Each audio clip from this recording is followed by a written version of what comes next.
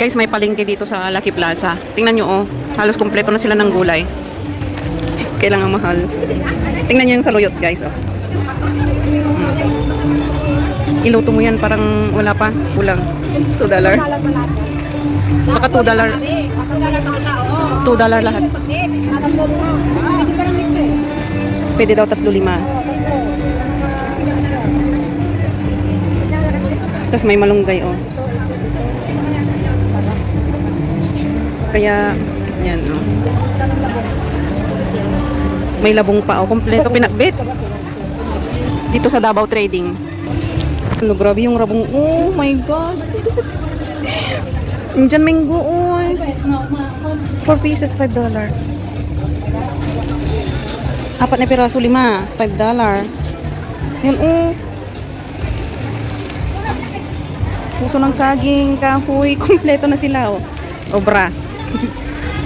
Ayan, oh. Itong sarap pa nito, oh. Oh my God. Tapos ito naman yung dahon ng anong ang Ilocano nito is aba. Kaya guys, oh, lumaki na ang ano ni Uncle, yung shop niya. Dati dito, oh, maliit lang. Diyan siya dati. Ngayon ang laki na, oh. Maluwang na.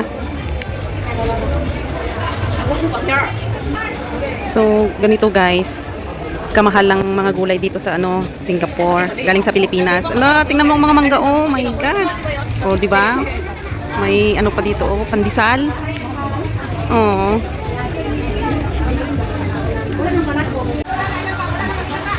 Dito sa ano, yan. Ganyan. Davao Trading. Davao Trading. Ang daming mga mabili, oh. Mangga, mga vegetables. Oh, ang dami. Ay.